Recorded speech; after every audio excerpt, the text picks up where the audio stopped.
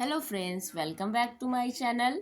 आज मैं लेकर आई हूँ बीए इकोनॉमिक्स फोर्थ सेमेस्टर मुद्रा, बैंकिंग और लोक वित्त, money, banking and public finance के यूनिट फर्स्ट के चैप्टर 1 मुद्रा। तो हम देखेंगे इस चैप्टर में मुद्रा का अर्थ, परिभाषा, मुद्रा की परिभाषाएं अन्य प्रकार से देखेंगे, मुद्रा की माप के कुछ कड़ियाँ देखेंगे। तो यहाँ पर इस वीडियो में लास्ट तक बने रहिए, क्योंकि आपका जो एग्ज़ाम है वो आपके एग्ज़ाम जो है मई के सेकेंड वीक से स्टार्ट हो रहे हैं। ठीक है, आपका मई के लास्ट तक जो है कि सब कुछ इस एग्ज़ाम जो है शुरू होने लगेंगे।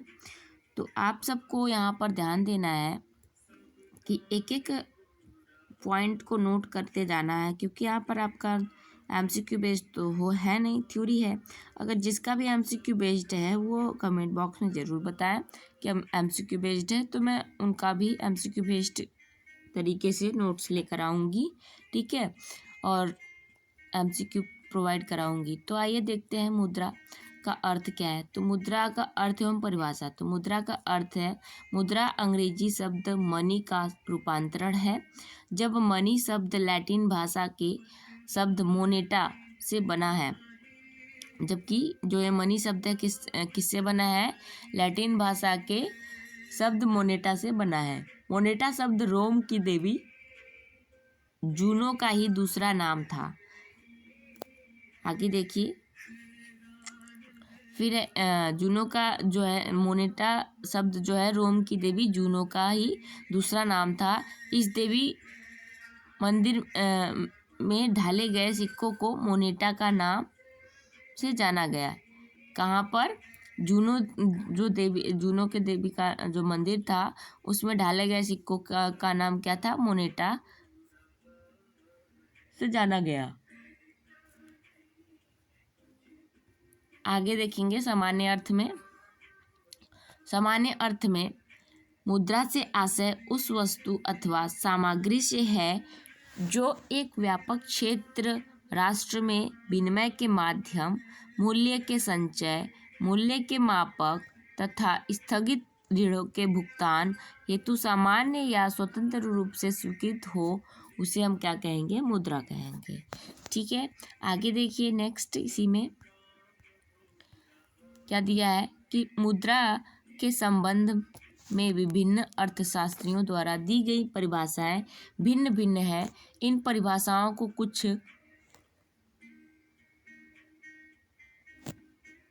समानता के कारण इन्हें निम्नलिखित वर्गों में रखा गया है।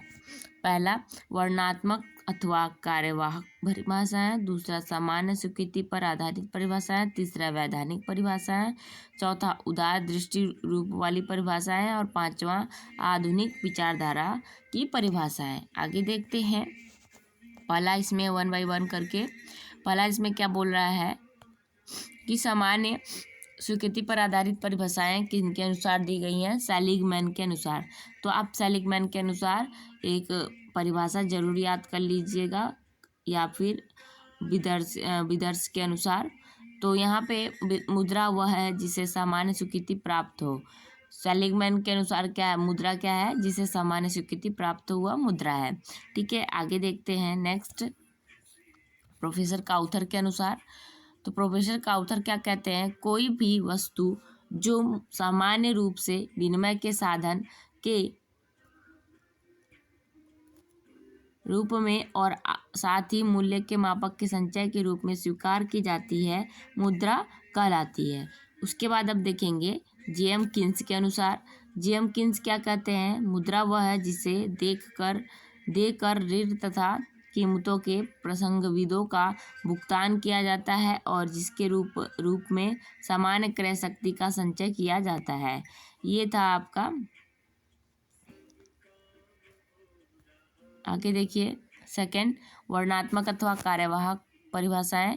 तो कार्ल ओवन के अनुसार वह मुद्रा को मूल्य का मापक और भुगतान के साधन के रूप में परिभाषित किया जा सकता है।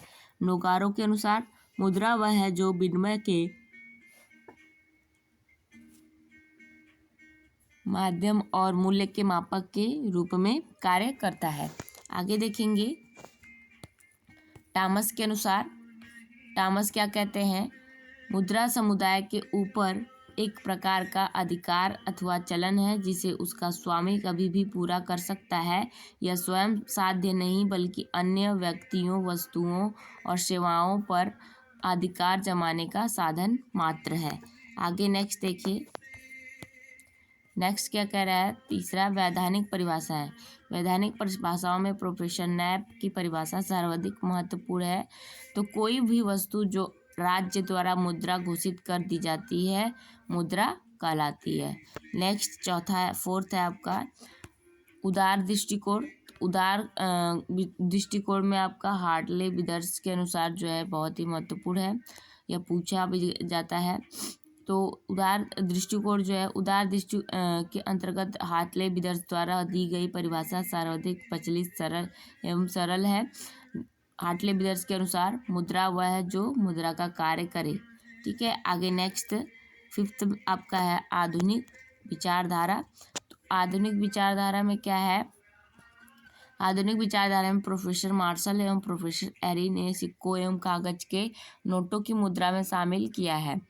प्रोफेसर मार्शल के अनुसार मुद्रा को देखते हैं क्या है, मुद्रा में उन सभी वस्तुओं का समावेश होता है जो किसी भी समय या स्थान में बिना किसी संदेह और बिना किसी जांच पड़ताल के वस्तुओं और सेवाओं को खरीदने और भुगतान करने के साधन के रूप में स्वीकृत की जाती हैं, उसे ही हम क्या कहते हैं, मुद्रा कहते हैं।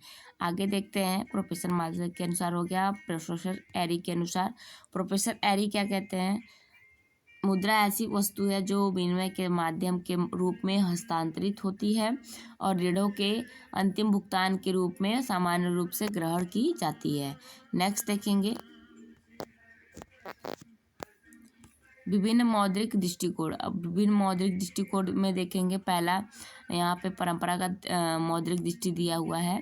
तो पहले मौद्रिक मुद्रा के संबंध में समय समय पर विभिन्न मौद्रिक दृष्टिकोण प्रस्तुत किए गए जो निम्नलिखित है। पहला है परंपरागत मौद्रिक दृष्टिकोण या परिभाषा है। तो यहाँ पे देखेंगे पहले में हम, तो पहला का क्या बोल रहा है यहाँ पर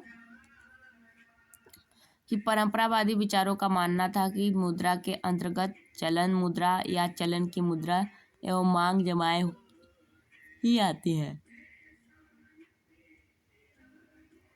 इस दृष्टिकोण के अनुसार सूत्र होगा मुद्रा बराबर चलन प्लस मांग जमा, चलन में नोट सिक्के प्लस मांग जमा में व्यापारिक बैंकों की चालू एवं बचत खाते की जमा। ठीक है, आगे देखेंगे दूसरा है शिकागो दृष्टिकोण। तो शिकागो दृष्टिकोण विश्वविद्यालय के अर्थशास्त्रियों के संबंध में है जिसके प्रवर्तक मिल्टन फ्रीडमैन है। फ्रीडमैन के अनुसार मुद्रा में वे सभी डॉलर जो लोग अपनी जेबों में लिए घूमते हैं और वे सभी डॉलर जो मांग जमा और वाणिज्यिक बैंकों के पास जमा के रूप में उनके खाते में है, वही क्या है, हमारा मुद्रा है। ठीक है, तो यहाँ शिकागो के अनुसार देख लेते हैं फॉर्मूला क्या है, करेंसी मुद्रा बराबर करेंसी प्लस मांग जमा प्लस सावधि जमा। आगे देखते हैं नेक्स्ट गुरले एवं शाह दृष्टिकोण। तीसरा हमारा क्या है, गुरले एवं शाह दृष्टिकोण। तो यहाँ पे गुरले एवं शाह दृष्टिकोण को देखते हैं। गुरले शाह दृष्टिकोण की money in theory of finance में प्रस्तुत किया गया, जो एक विस्तृत अवधारणा है जिसमें चलन के अंतर्गत गैर बैंकिंग वित्तीय मध्यस्थों के ऋण पत्रों, बचत जमा, अंश पत्र, बॉन्ड्स, इंश्योरेंस रिजर्व आदि को भी शामिल किया गया। इस दृष्टिकोण के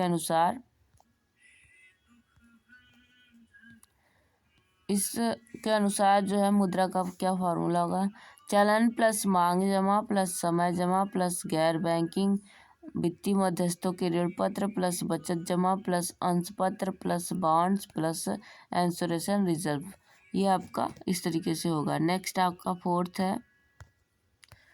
है केंद्रीय बैंक या रेड क्लिफ दृष्टिकोण। तो इसके अनुसार देखते हैं, इस दृष्टिकोण के अनुसार मुद्रा में गुरलेसार दृष्टिकोण के साथ ही असंगठित क्षेत्र की साख को भी शामिल कर लिया जाता है। यहाँ देखते हैं,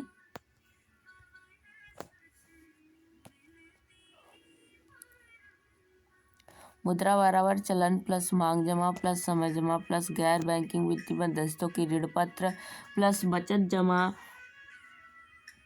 प्लस अंश पत्र plus bonds plus insurance reserve plus असंगठित क्षेत्र। अब हम देखेंगे मुद्रा के कार्य। तो मुद्रा के कार्य देखेंगे तो मुद्रा के कार्य को 3 भागों में बांटा गया है। पहला, ये प्रमुख या प्राथमिक कार्य जिसमें विनिमय का माध्यम और मूल्य का मापक होता है। आगे दूसरा आपका गौड़ है। दूसरा सहायक है, बी, जो आपका सहायक कार्य है। इसमें आप में को सहायक कार्य में मूल्य का संचय, दूसरा स्थगित ऋणों के भुगतान का आधार, तीसरा साख का आधार, चौथा पूंजी की तरलता में सहायक। ये आपका क्या हो गया,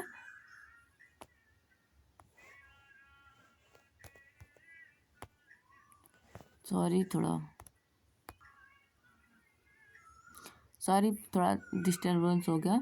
आगे देखते हैं, सी, अन्य कार्य। अन्य कार्य में क्या है,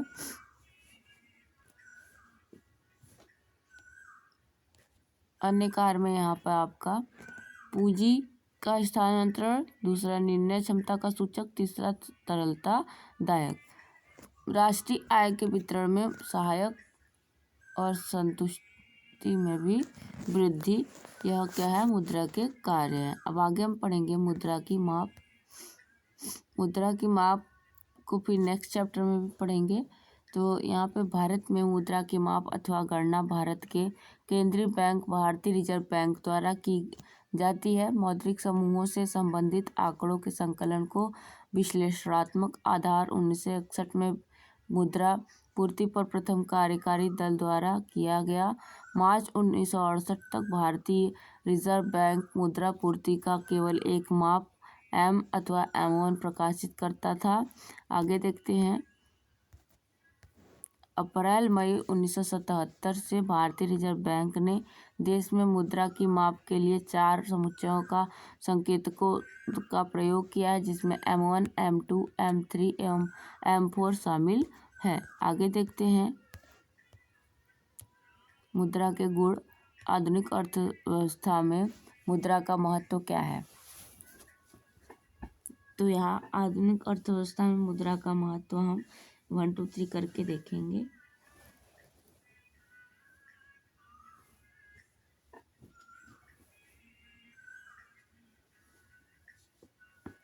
इसे आप सब याद करते चलिए, नोट करते चलिए। आप सबके पास समय बहुत कम है और सिलेबस आपका ज़्यादा है, ठीक है। तो यहाँ मुद्रा के समान लाभ एवं गुण अथवा महत्व दिए हैं। तो एक एक करके देखते हैं। पहला दिया है आधुनिक बाजार और अर्थव्यवस्था, बाजार व्यवस्था का आधार।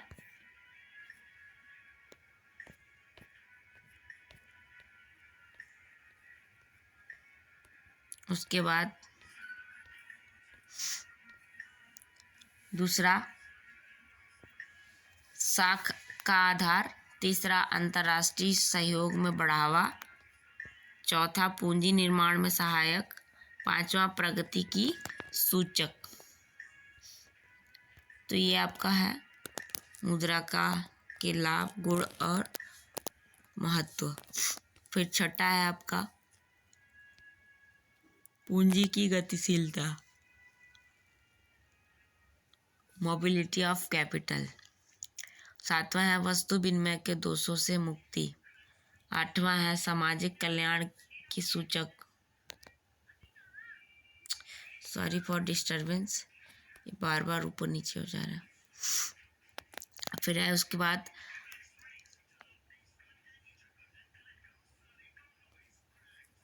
मुद्रा अर्थ विज्ञान की धुरी। यहाँ पे मुद्रा अर्थ विज्ञान की धुरी है। क्यों है? यहाँ पे उपभोग, पहला है उपभोग का क्षेत्र, दूसरा उत्पादन के क्षेत्र में सहायक, नेक्स्ट, तीसरा विनिमय के क्षेत्र में सहायक, चौथा वितरण क्षेत्र में सहायक, पांचवा राजस्व में सहायक। ठीक है, नेक्स्ट मुद्रा के दोष देख लेते हैं। तो मुद्रा के कुछ दोष भी हैं। मुद्रा के दोष में पहला है, मुद्रा एक बहुमूल्य किंतु भयावह आविष्कार है। आगे, मुद्रा एक अच्छा सेवक किंतु बुरा स्वामी है। तीसरा, मुद्रा एक आवश्यक बुराई है। चौथा, मुद्रा जो मनुष्य पात्र के लिए अनेक वरदानों का स्रोत है, अनियंत्रित होने पर संकट एवं अस्तव्यवस्था का कारण बन जाती है। ये रॉबर्टसन ने कहा है। आगे देखते हैं। अब यहाँ पे मुद्रा को 3 दोष के वर्गों में बांटा गया। पहला आर्थिक दोष, दूसरा सामाजिक दोष तथा तीसरा नैतिक दोष। आर्थिक दोष के अनुसार देखेंगे, मुद्रा के आर्थिक दोष में पहला यहाँ पर दिया है साधनों का संकेंद्रण, दूसरा वर्ग संघर्ष का उदय, तीसरा ऋण तंत्र को प्रोत्साहन। आगे नेक्स्ट, चौथा, सॉरी फॉर डिस्टर्बेंस।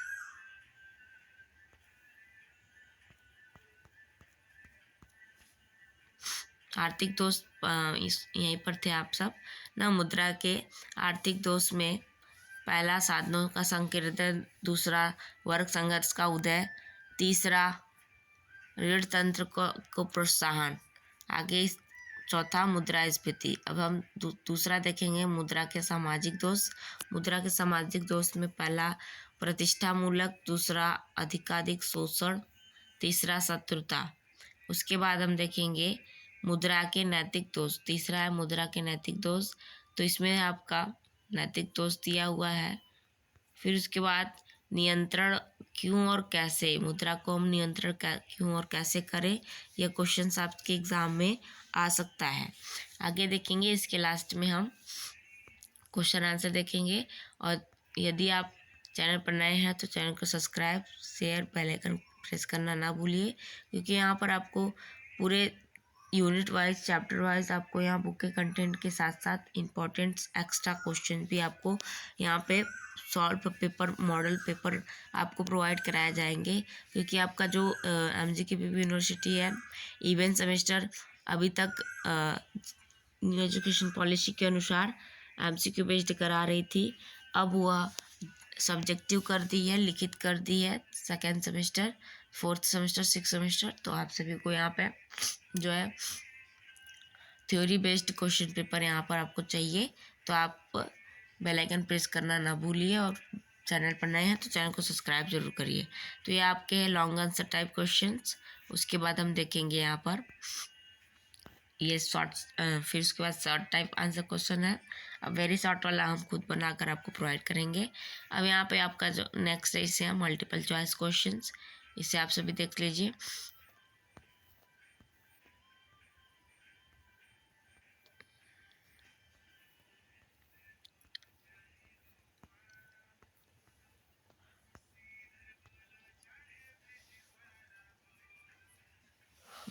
उसके बाद हम यहाँ देखेंगे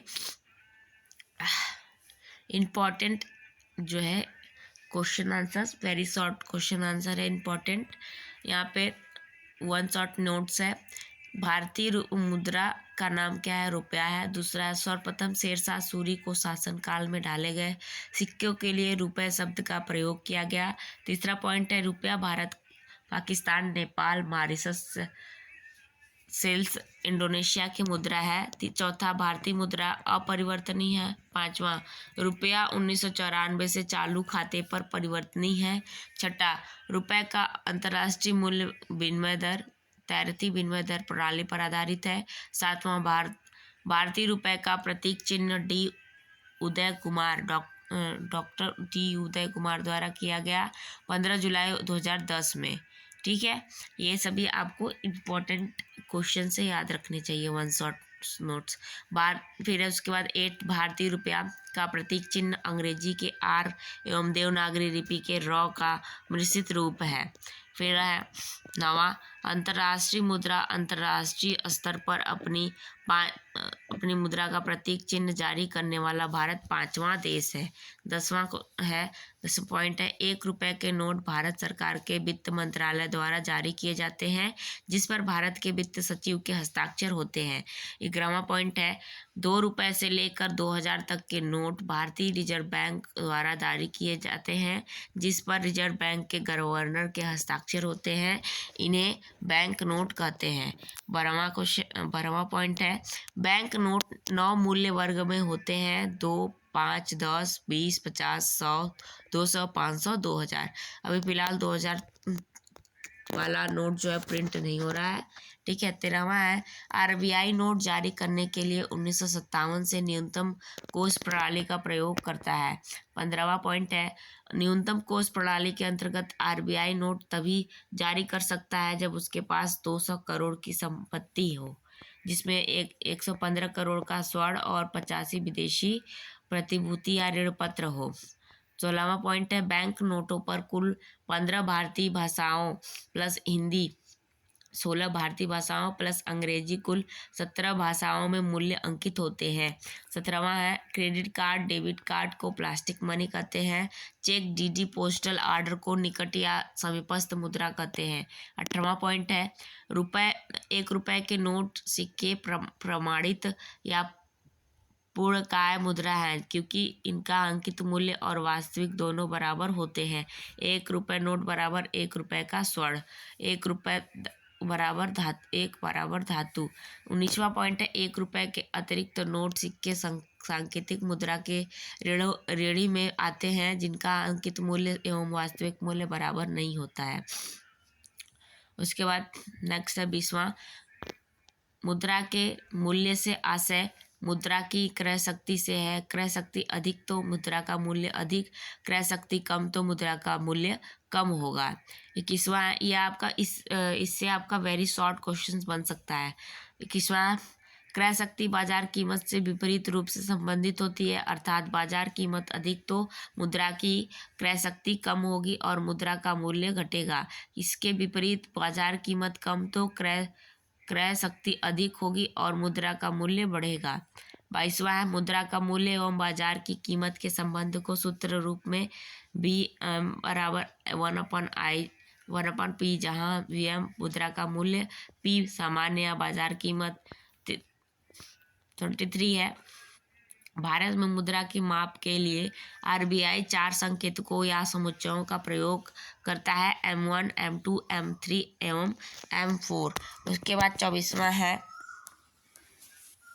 24वां क्या दिया है कि M1 को नगद या तरल मुद्रा कहते हैं। 25 दिया है M4 सबसे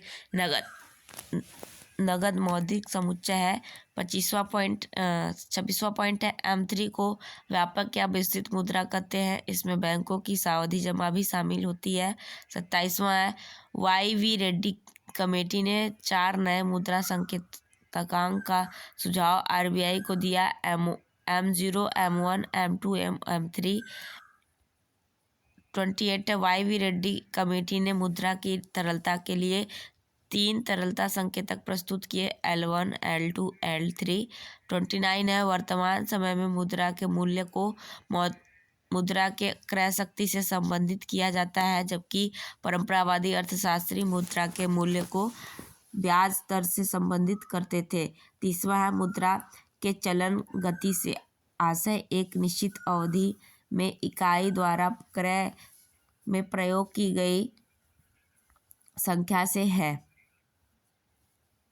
31वां है छोटे नोट सिक्कों की चलन गति अधिक और बड़े नोट सिक्कों की चलन गति कम। 32वां है पॉल एंजिनेट ने मुद्रा के कार्य को 2 वर्गों में बांटा, पहला स्थैतिक दूसरा प्रायोगिक, 2 भागों में विभाजित किया। 33वां पॉइंट है मार्शल के शब्दों में मुद्रा वह धुरी है जिसके चारों ओर अर्थ विज्ञान चक्कर लगाता है। फिर उसके बाद 34 है मुद्रा के गुण, लाभ अथवा महत्व, या यह है कि पहला यह बाजार व्यवस्था का आधार है। दूसरा पूंजी निर्माण का आधार है। तीसरा प्रगति का सूचक है। चौथा अंतर्राष्ट्रीय सहयोग का आधार है। पांचवा सामाजिक कल्याण का सूचक है। तो ये पूरे आपके मुद्रा का पहला चैप्टर का नोट्स था और क्वेश्चन आंसर था। आप सभी इसे तैयार कर लीजिएगा।